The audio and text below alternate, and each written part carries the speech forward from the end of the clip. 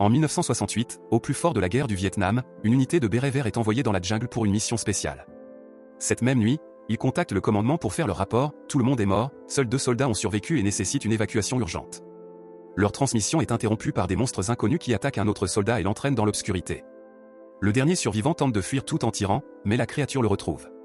Une bête semblable à un dinosaure l'attaque et le dévore littéralement avant de disparaître dans les ténèbres. Peu après, des opérateurs radio sous les ordres du colonel Jericho arrivent dans un camp des forces américaines au Vietnam.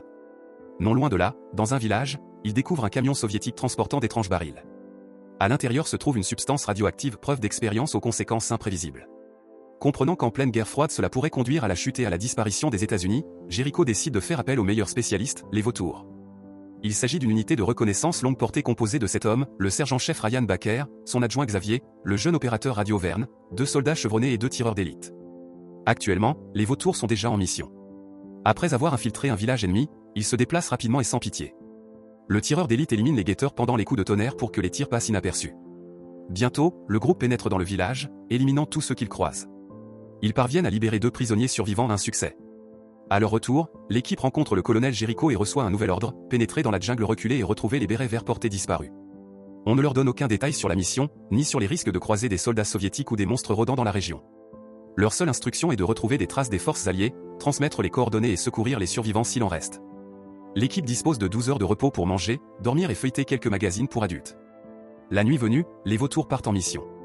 En route, l'hélicoptère rencontre des problèmes techniques, et les soldats sont témoins d'une vision d'horreur. Une partie de la jungle a été ravagée, comme si une créature gigantesque y était passée, laissant derrière elle d'énormes empreintes et une mer de sang.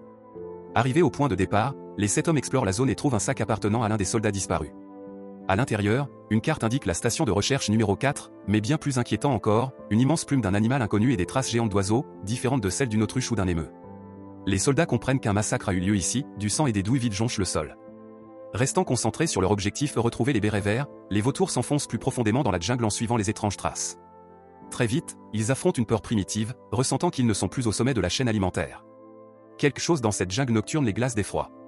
Le commandant espère naïvement que les sons qu'ils entendent viennent de singes, mais les cris de ces prédateurs sont bien trop terrifiants pour y croire. Tentant de rester calmes, ils avancent lorsque soudain une créature invisible attaque Baker et l'entraîne dans les ténèbres. Effrayé mais déterminé, le sergent tire au hasard, forçant la bête à le relâcher avant qu'elle ne disparaisse dans les broussailles. Réunis, les soldats poursuivent leur route, espérant atteindre leur premier point de contrôle à l'aube. Mais les tirs ont attiré non seulement les monstrueux prédateurs de la jungle, mais aussi un détachement soviétique tout proche appelé les chiens de guerre. Toltoy, Nikita, Sergueï et Alexander sont accompagnés d'une partisane vietnamienne, Canien, qui a perdu toute sa famille à cause des forces américaines et veut tuer l'ennemi à tout prix. Son plan consiste à attirer les soldats soviétiques dans un piège pour les anéantir. Mais les monstres ne montrent aucune pitié. Tapis derrière les arbres, la créature guette, Alexander baisse sa garde et devient la première victime du même monstre qui avait attaqué Baker. Le prédateur l'entraîne et le tue brutalement, terrorisant tout le groupe soviétique. Quelques minutes plus tard, les vautours atteignent un tunnel de grotte. Baker ordonne une reconnaissance de l'intérieur, mais le passage s'enfonce très loin, peut-être jusqu'à l'autre côté de la jungle. Sans hésiter, l'équipe s'enfonce dans les ténèbres en espérant que le chemin soit libre. Un peu plus loin, ils trouvent plusieurs soldats morts, mais le pire est à venir, le tunnel grouille de petits dénonichus prêts à attaquer et à dévorer les Américains. Voyant les prédateurs préhistoriques, les soldats ouvrent le feu et tentent de battre en retraite. Dans le chaos et l'obscurité, le groupe se sépare, laissant Baker et Verne seuls face aux monstres. En grimpant à l'aide de lianes, ils parviennent temporairement à se mettre à l'abri. Les 5 autres vautours, ayant perdu leur chef, s'échappent aussi du tunnel, mais voient les créatures toujours les encercler, dissimulées dans la végétation. Alors qu'ils se préparent à combattre de nouveau, les bêtes se retirent soudain non pas par peur des tirs, mais parce que quelque chose de bien plus terrifiant approche. Les vautours aperçoivent un gigantesque tyrannosaure passant à quelques mètres et décident sagement de ne pas tirer pour éviter un danger encore plus grand. Pendant ce temps, Baker et Verne tombent sur un cimetière d'éléphants, se demandant qui a bien pu dépouiller les os aussi complètement. Là, ils découvrent une femelle tyrannosaure endormie, allaitant ses petits. Les bébés remarquent les humains et se mettent à crier, provoquant la fureur de la mère qui attaque Baker et Verne, les percevant comme une menace. Les balles n'ont aucun effet sur le gigantesque prédateur, forçant les 2 soldats à fuir. Au moment où ils croient la créature partie, ils ressentent un faux sentiment de sécurité, mais soudain, le père surgit, prêt à les déchiqueter. La fuite continue toute la nuit, mais leurs forces s'épuisent, et ils doivent trouver un moyen d'échapper aux prédateurs. Caché derrière un arbre tombé, Baker utilise une grenade pour créer une diversion et gagner un peu de temps. En s'enfuyant, Baker et la recrue atteignent la rivière, mais devant eux se dresse une falaise de 10 mètres. N'ayant pas le temps de chercher un passage plus sûr, ils sautent, espérant que le tyrannosaure ne sait pas nager. Malheureusement, le monstre les suit dans l'eau et nage sans effort, mais finit par se désintéresser d'eux. Baker tire Verne sur la rive et le réanime. C'est alors qu'il rencontre Sofia Wagner, une paléontologue soviétique prête non seulement à les aider, mais aussi à les protéger, à condition qu'ils lui rendent un service. Elle explique que la famille de tyrannosaures reste toujours unie et prend soin de ses petits. Le monstre ne chasse donc pas, il tente simplement de retrouver son nid et sa progéniture. Pendant ce temps, les 5 autres vautours continuent d'avancer, ignorant ce qui est arrivé à leur commandant et à la recrue. Ils décident de se diriger vers la station de recherche, supposant que Baker vise le même objectif. En chemin, les soldats américains rencontrent diverses espèces de dinosaures, comme s'ils avaient pénétré dans un véritable parc jurassique. Certains sont agressifs et se battent entre eux, tandis que d'autres, herbivores, les suivent presque comme des animaux domestiques. Sofia fait visiter brièvement les lieux à Verne et Baker, leur présentant des dinosaures à la fois dangereux et relativement paisibles. Bientôt, ils atteignent sa cachette, qui s'avère être la station de recherche numéro 4. Tous ceux qui la connaissaient sont morts, et Sofia est la seule survivante, encore en deuil de son mari. En proie à une profonde détresse, elle utilise des substances interdites, mais Baker lui fait confiance malgré tout et lui demande plus d'informations sur la situation. Verne contacte le quartier général et parle au colonel Jericho, mais ce dernier rejette l'histoire des dinosaures comme une folie et refuse d'envoyer un hélicoptère pour les évacuer. Grâce au récit de Sofia, il devient clair que les dinosaures qui peuplent la région sont le résultat d'une expérience scientifique ratée, menée sous la supervision du général soviétique Grigori Bordin, un faux et véritable dictateur prêt à anéantir quiconque se dresse sur son chemin. Lorsque les scientifiques n'ont pas satisfait ses attentes, il les a tous exécutés. Sofia est la seule rescapée de cette folie, désormais cachée, animée par un seul désir, retrouver Bordin et venger la mort de son mari. Baker accepte de l'aider, mais seulement si elle lui fournit plus de renseignements et les aide à localiser le reste de leur groupe. Il devient aussi évident que la créature qui a attaqué Baker est un Utaptor, la plus grande et la plus dangereuse des espèces de raptors. Baker, Verne et Sofia partent à la recherche des 5 vautours.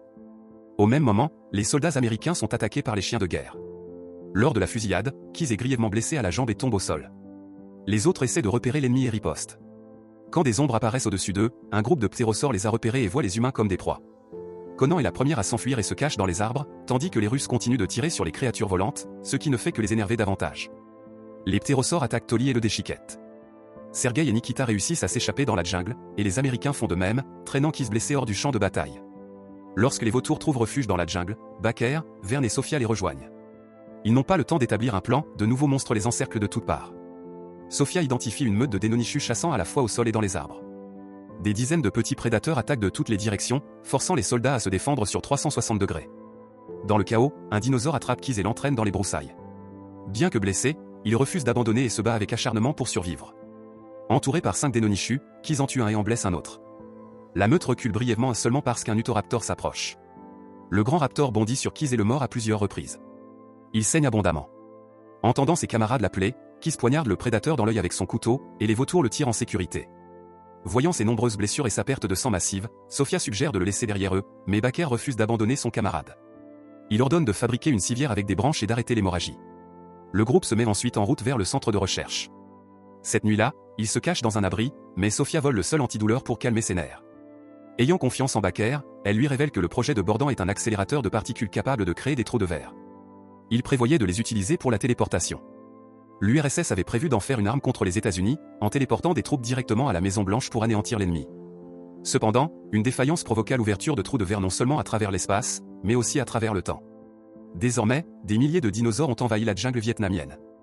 Ils ne peuvent pas simplement faire exploser l'accélérateur de particules, car cela créerait encore des milliers de portails. Le seul moyen d'arrêter la folie de Bordin est de désactiver l'accélérateur, puis de détruire le camp du général et toutes ses recherches. Leur discussion est interrompue par les rugissements de monstres attirés vers le centre de recherche par l'odeur du sang. Sofia signale qu'environ 6 Uraptors se sont introduits dans leur monde, et qu'il est presque impossible de les tuer. Ils encercleront l'équipe et ne leur laisseront aucune chance s'ils hésitent ou ne trouvent pas rapidement une issue. L'escouade contacte le quartier général pour demander une évacuation en hélicoptère, mais il est déjà trop tard. D'immenses raptors encerclent le bâtiment et lancent leur assaut, s'infiltrant par chaque ouverture. Ils brisent les fenêtres, défoncent les portes et arrachent même le toit, transformant les soldats en proie. Alors qu'ils tentent de repousser l'attaque, l'équipe réalise qu'elle est piégée. Sofia aperçoit un conduit de ventilation menant à un vieux bateau et une possible échappatoire. Le blessé Keyes sait qu'il ne fera que les ralentir, alors il se fait placer dans un coin avec quelques grenades. En guise d'adieu, Logan lui laisse sa dernière cigarette avant que le groupe ne parte. Keyes se sacrifie, déclenchant les grenades pour éliminer les prédateurs. Le lendemain matin, Baker partage sa décision avec les vautours, il comprend que Bordin est fou et obsédé, et qu'ils sont les seuls capables de l'arrêter. Ce n'est plus une guerre pour le territoire ou la suprématie nationale, mais une lutte pour la survie de l'humanité. Leur mission, localiser la base soviétique, détruire l'accélérateur et évacuer les survivants. Tous ne partagent pas l'optimisme de Baker, mais personne ne recule. Au moment où ils pensent être en sécurité sur la rivière, des spinosaures attaquent. Ils parviennent à s'échapper et aperçoivent des dinosaures herbivores sur la rive, une proie facile. Logan commence à tirer sur eux, puis envisage de se suicider, mais Baker le calme et l'empêche de commettre une erreur.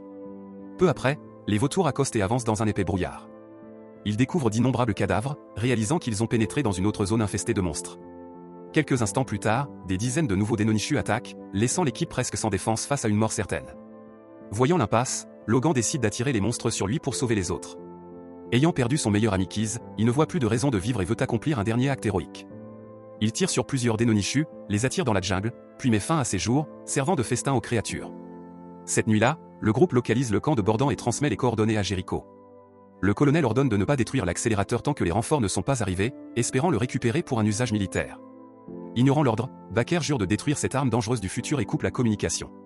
Jericho et plusieurs escouades foncent vers les coordonnées, tandis que les vautours infiltrent le complexe gardé.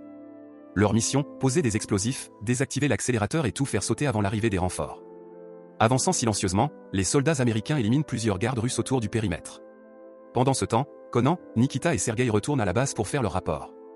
Après avoir parlé avec Borden, ils sont désillusionnés et immédiatement arrêtés pour ne pas représenter une menace. Ayant déjà placé les explosifs, Sophia et Baker libèrent les deux hommes et les rallient à leur cause. Au même moment, le général est informé de la mort d'un petit dinosaure et va examiner la carcasse et il découvre qu'il s'agit d'un bébé T-Rex. Peu après, ses parents arrivent et déclenchent une vengeance sanglante. Travaillant ensemble, les tyrannosaures déchirent des dizaines de soldats. Les balles et les chars sont inutiles, ces bêtes écrasent le métal et massacrent tout sur leur passage. Tandis que le général s'enfuit dans un bunker pour réactiver l'accélérateur, Miller est attaqué par Conan. Obsédé par sa haine des Américains, Conan reconnaît en elle une participante au massacre de son village. Gravement blessé, Miller déclenche les explosifs, tuant Conan et se sacrifiant pour sauver les autres. Le reste des vautours se ferait un chemin jusqu'au bunker pour arrêter l'accélérateur et neutraliser le général. Baker le blesse, mais Sophia choisit de ne pas le tuer, une décision fatale. Dans la confusion, Borden s'échappe et les soldats ne parviennent pas à le retrouver. Une nouvelle horreur suit, les Raptors ne sont pas 6, mais des dizaines, voire des centaines. Utilisant des grenades et des fumigènes, les soldats battent en retraite. Ils parviennent à désactiver l'accélérateur, mais doivent maintenant trouver une sortie. Les Raptors tuent Nikita et dévorent Borden, le transformant en proie. Les autres fuient par un réseau de tunnels, mais Taylor devient la prochaine victime. Lorsque le groupe trouve une échelle menant à la surface, Baker décide de se sacrifier pour qu'aucun autre homme ne meure. Abandonnant son fusil, un couteau et quelques grenades, il attire les Raptors et les abat un par un, offrant du temps aux autres pour s'échapper. Quand Sophia, Vern, Xavier et Sergei émergent, ils aperçoivent Jericho et les renforts. Ensemble, ils repoussent des centaines de Raptors. Se rendant compte qu'ils sont submergés, les troupes se replient et s'évacuent en hélicoptère. Les explosifs des vautours détruisent l'accélérateur et anéantissent la base militaire. En observant les ruines, Jericho déplore la perte et blâme les vautours pour la destruction de l'arme. Il croit que celle-ci aurait pu changer le cours de la guerre froide et assurer la domination américaine. Sophia lui répond que l'humanité fait face à un danger bien plus grand, les dinosaures migrent. Bientôt, ils apparaissent dans chaque pays et sur chaque continent, forçant l'humanité à cesser de se battre contre elle-même et à s'unir contre un ennemi bien plus ancien, plus fort et primordial.